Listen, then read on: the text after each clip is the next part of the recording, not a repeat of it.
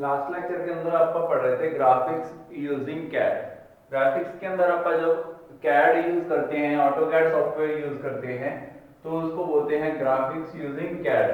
ठीक है, अब अपन ने उस कैड की हेल्प से वही डायग्राम्स, वही सब चीजें बनानी है जो आपको पहले ड्राइंग शीट के ऊपर बनाते थे। ड्राइंग शीट के ऊपर आप क्या करते हो, बेसिकली आपके पास एक ड्राइंग शीट होती है, उसके ऊपर आप एक ड्राफ्टर पुट करते हो, लाइक स्केल से आप ड्राइंग बनाते हो। ठीक है, आपके पास ऑप्शंस होते हैं कि आप किस चीज से ड्राइंग बना रहे हो। तो उस स्केल से आप क्या करते हो, कोई एक पॉइंट लगाते हो, लाइक आपने रेक्टेंगल बनाना है तो आप एक पॉइंट लगाते हो, उस पॉइंट से आप दूरी तय करते हो सबसे पहले एक्स एक्सिस में, फिर आप उसकी ऊंचाई तय करते हो, फिर आप उस बॉक्स को शेप दे देते हो। ठीक है, तो इसके अंदर क्या रहता है, ये वाली लाइन और ये वाली लाइन पैरेलल रहती है, और ये वाली लाइन और ये वाली लाइन पैरेलल।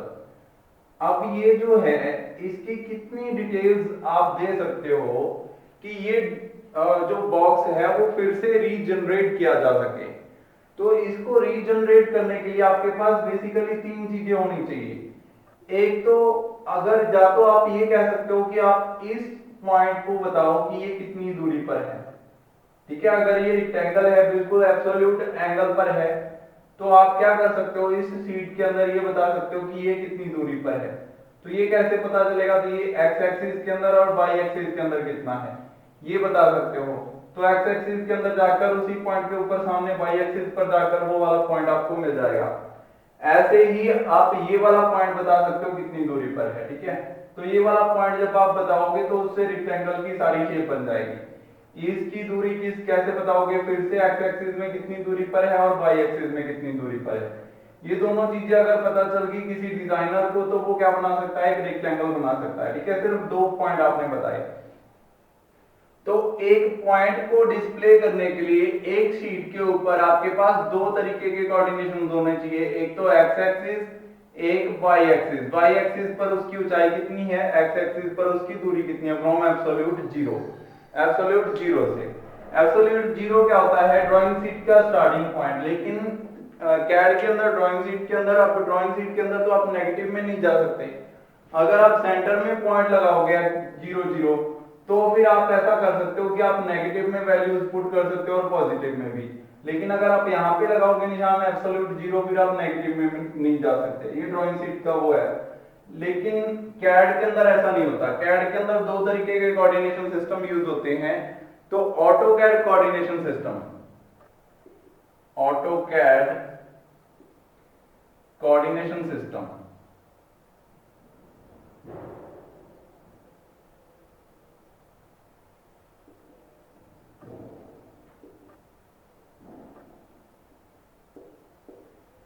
कौन सा सिस्टम यूज करती है ऑटो कैड। इसके अंदर दो तरीके के सिस्टम्स यूज होते हैं। पहला होता है कार्टेशियन कोऑर्डिनेट्स।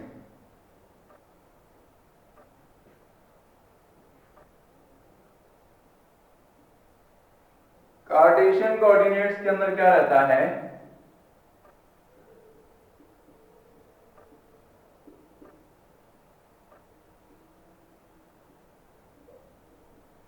और दूसरा कौन सा रहता है, कार्टेशियन कोऑर्डिनेट्स के अंदर बेसिकली एक्स एंड वाई वो वाली डायमेंशंस आती हैं, और दूसरा रहता है polar coordination system,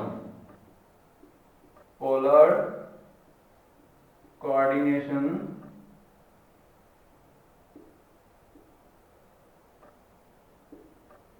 system.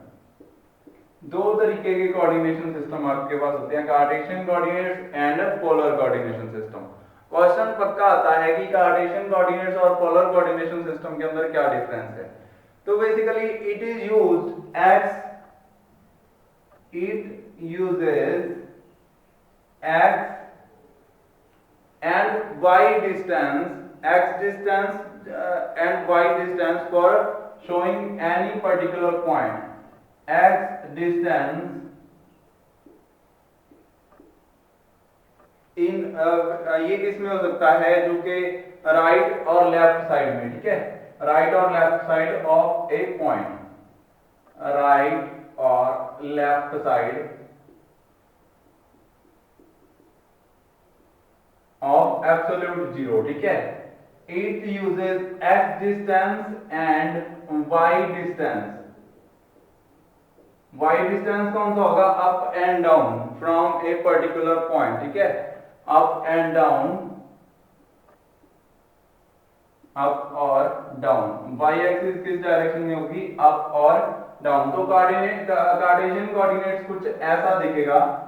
x axis from absolute zero, right और लेफ्ट, ठीक है, इस तरफ राइट हो गया, इस तरफ लेफ्ट हो गया। राइट और left of absolute zero is known as x distance and up and down from absolute zero, मतलब कि ये वाली एक्सिस ये क्या कहलाएगी? y।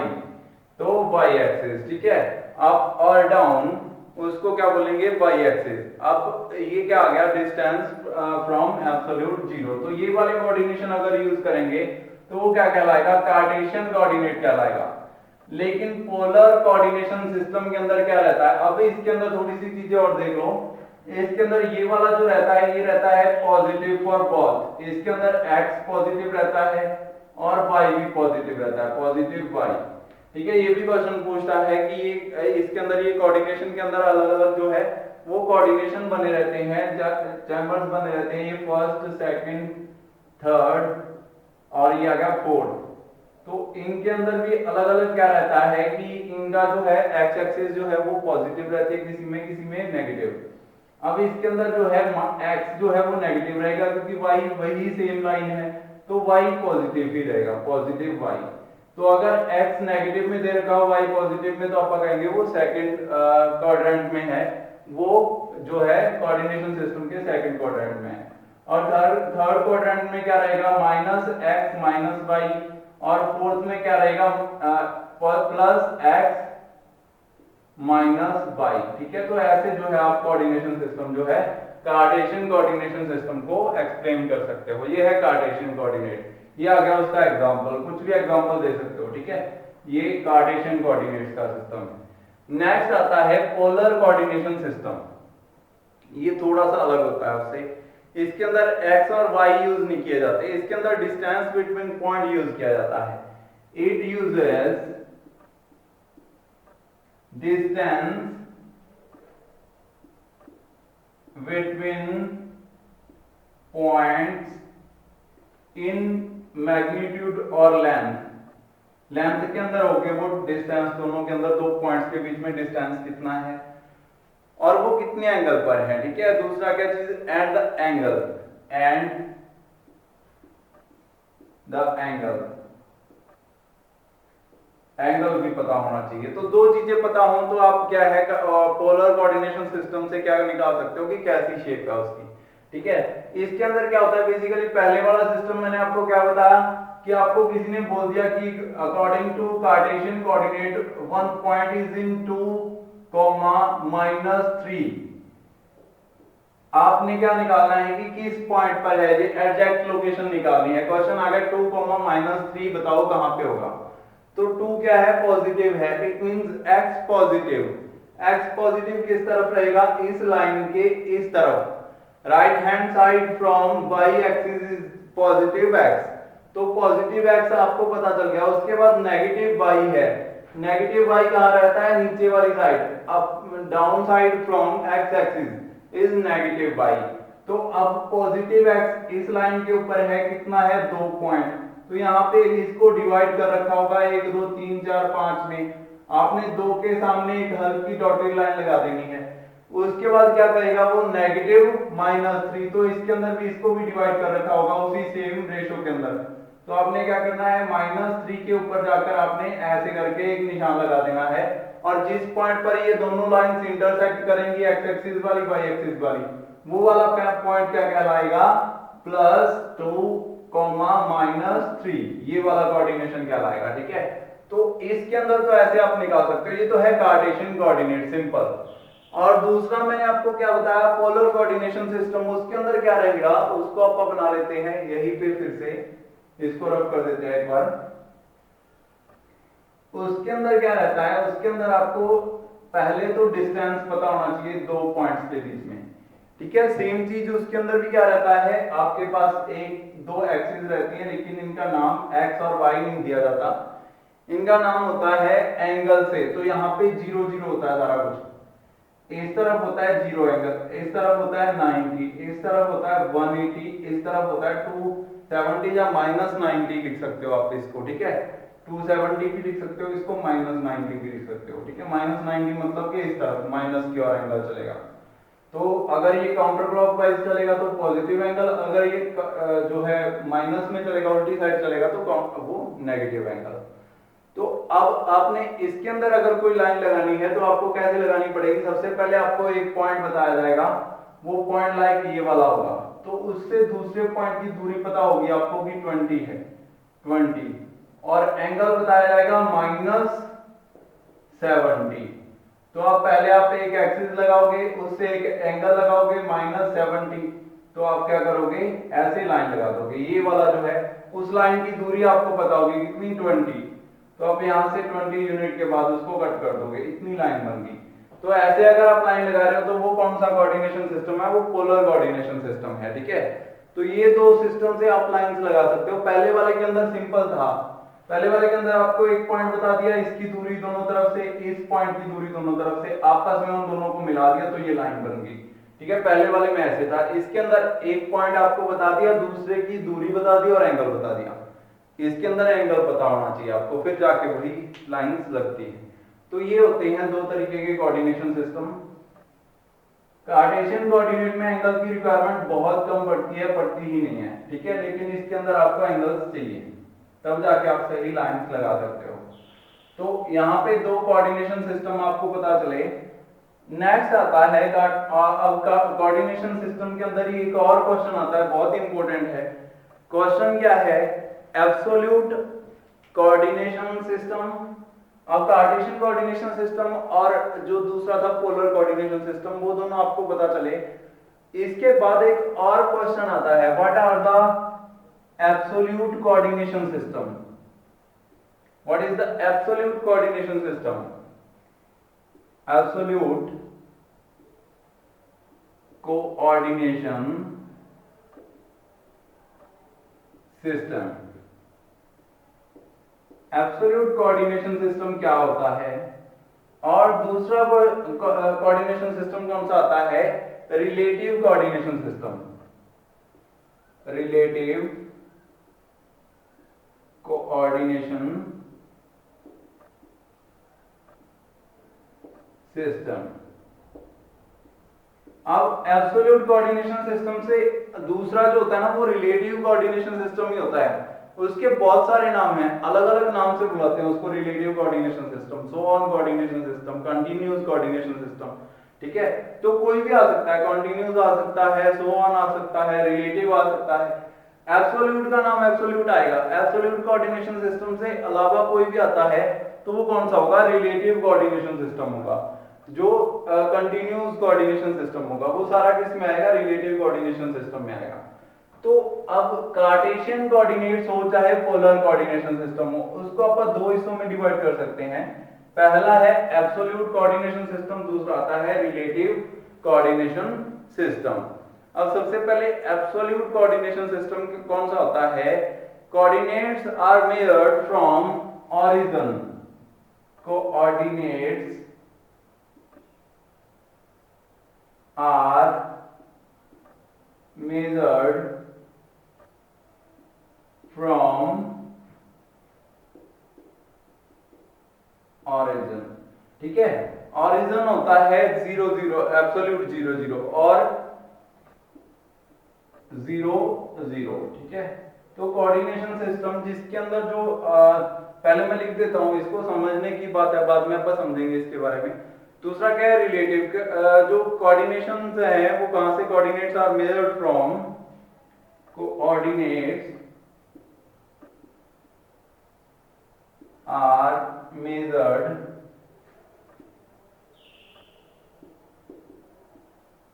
From the last defined point, the last defined point. अब इसके बारे में समझने के लिए आपके पास क्या होनी चाहिए? एक ड्राइंग होनी चाहिए, ठीक है। उसके बाद इसको समझते हैं आप, तो एक ड्राइंग बनाते हैं आप, ड्राइंग नहीं बनाते आप, बेसिकली एक कोऑर्डिनेशन सिस्टम बनाते हैं छोटा सा, बहुत ही सिंपल सा, जिसके बारे में आप समझेंगे। तो एक क्या है आपके पास एक्सिस है, इसके अंदर ऑटोकैड के अंदर भी हर सॉफ्टवेयर के अंदर एक पॉइंट ऐसा होता है जिसके ऊपर सारी चीजें जीरो होती हैं, आपकी ड्राइंग शीट के ऊपर भी ऐसा होता है, ठीक है। आप यहां से मेजरिंग करना स्टार्ट करते हो, वहां पे क्या होता है, सब कुछ जीरो मान के चलते हो आप। तो ऑटोकैड के अंदर भी एक पॉइंट ऐसा होता है जिसके ऊपर सब चीजें जीरो जीरो होती हैं। अगर आप उसको कमांड दोगे कि 0,0, तो लाइन इस पॉइंट से स्टार्ट होगी, आप कहोगे लाइन लगाओ, लाइन की कमांड दोगे आप, तो उसके बाद क्या करोगे, 0,0 फिल कर दोगे उसके अंदर। तो 0,0 का मतलब क्या होगा, वो कोऑर्डिनेट्स के सेंटर में पहुंच जाएगी। यहां से कोऑर्डिनेट्स बनना स्टार्ट हुए हैं, एक तरफ एक्स एक्सिस बनी है, एक तरफ वाई एक्सिस बनी है, यहां से ये बनना स्टार्ट हुए, जीरो से उस पॉइंट तक भाई ये पहुंच जाएगी, ये है 0,0। उसके बाद क्या है, कोऑर्डिनेट्स बनना स्टार्ट होंगे, जैसे 1 2 3 4 5, इसी तरीके से 1 2 3 4 5 एंड सो ऑन। यूनिट्स बराबर रहेंगी हमेशा, यूनिट्स का कोई नाम नहीं होता ऑटोकैड के अंदर, ये क्वेश्चन फिर से आएगा। यूनिट्स होती हैं, आप उनको सेंटीमीटर मानो, मीटर मानो, किलोमीटर मानो, कुछ भी मानो, एक यूनिट के बराबर होगी, ठीक है। वो आप क्या मानते हो उसके बारे में है।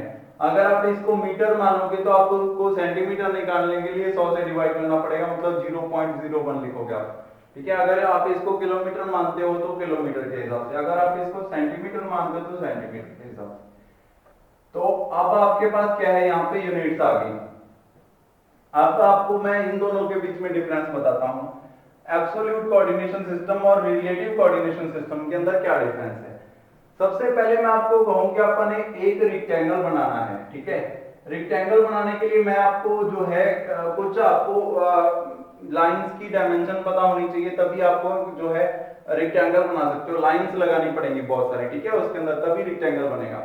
तो रेक्टेंगल बनाने के लिए सबसे पहले आपके पास स्टार्टिंग पॉइंट होना चाहिए, लाइक मैंने मान लिया 1,1, ठीक है। तो 1,1 मतलब कि इस कोऑर्डिनेशन सिस्टम में है पॉजिटिव, इसके अंदर मैंने बताया था ना कि दोनों चीजें एक्स भी पॉजिटिव और वाई भी पॉजिटिव रहेगा, ठीक है। तो ये वाले आपका उसके अंदर आ गए, ठीक है। अब 1,1 आपने यहां से स्टार्ट कर दिया, रेक्टेंगल लगाना है तो इसकी लेंथ कितनी होगी वो आपको पता होना चाहिए, लाइक 4 यूनिट्स की लेंथ है इसकी। तो आपने कमांड दी, क्या कमांड दी, यहां से यहां तक आने के लिए यहां 4,1, ठीक है। एक्स एक्सिस 4 है और वाई एक्सिस 1 ही है, सेम टू सेम 4,1, पॉजिटिव 4 है, पॉजिटिव 1 है। तो आप एक लाइन लगा चुके हो यहां से यहां तक, आपने कमांड फिल की 1,1, उसके बाद आपने लाइन शुरू, पहले लाइन ली, पहले तो लाइन कमांड एंटर की, उसके बाद यूनिट्स क्या लगाई उसकी 1,1, फिर आपने दूसरी यूनिट्स क्या लगाई 4,1, 4, मतलब पॉजिटिव 1, मतलब कि ये भी पॉजिटिव, मतलब उसी उसमें है, क्वार्टर में है, और कहां पे चले गए, 4 यूनिट आगे चली गई लाइन। अब इसके बाद क्या है, आपने ऊपर की ओर लाइन लगानी है, यहां से यहां तक 4 तक, मान लो 4 तक ही जाना है फिर से, ठीक है, इसके सामने बिल्कुल। तो 4, इस तरफ भी 4 है और इस तरफ भी 4 है, तो क्या लगाएंगे आपका 4,4, तो यहां पे पहुंच जाएगी लाइन, ठीक है, अपने आप। अब ध्यान दो, अब अपन ने क्या करना है, उल्टी साइड यहां पे निशान लगाना है, तो इस पॉइंट इस तरफ आना है वापस लाइन में। तो यहां पे क्या कोऑर्डिनेशन बनेगा इसका, यहां पे एक्स एक्सिस होगी 1, एक्स एक्सिस 1 पे है, और वाई एक्सिस होगी 4 पे, तो 1,4, तो ये यहां पे आ जाएगा, ये वाली लाइन लग जाएगी, और उसके बाद फिर से 1,1 वापस यहां पे आ जाएगी लाइन, ठीक है। तो लाइन ऐसे लगेगी। अब ये तो है एब्सोल्यूट, मतलब कि coordination are measured from origin 0,0, सारे जो कोऑर्डिनेशन है, अब ये देखो ये कितनी दूरी पर है, यहां से 4 ऊपर 4 इस तरफ, 4 4, ठीक है, बिल्कुल एब्सोल्यूट। ये कितने पे है 1 1, तो इधर से भी 1 इधर से भी 1, बिल्कुल सही है। ये कितने पे है 4,1, ऊपर की तरफ 1 और इस तरफ 4, बिल्कुल सही है। और ये कितने पे है 1,4, ये भी सही है। एब्सोल्यूट 0 से स्टार्ट हो रहे हैं। दूसरे तरीके के कोऑर्डिनेशन की बात करते हैं, रिलेटिव कोऑर्डिनेशन सिस्टम, थोड़ा सा चेंज है। इसके अंदर क्या रहता है, इसके अंदर जब आपने पहला पॉइंट डिफाइन कर दिया, अब आप बाकी के जो है उसको रेड मार्क से लगाएंगे, तब आपको पता चलेगा कि क्या डिफरेंस है। पहला जो पॉइंट है उसको आपने जब लगा दिया 1,1, इसके बाद सारा कुछ चेंज हो जाएगा। अब क्या है, इसको जो है वो 0,0 मानेगा, जो सिस्टम है वो क्या मान लेगा, अब इस पॉइंट को 0 मान लेगा। उसके बाद आपने कितने पे लगाना है, ये 1 2 3 यूनिट आगे जाना है आपने।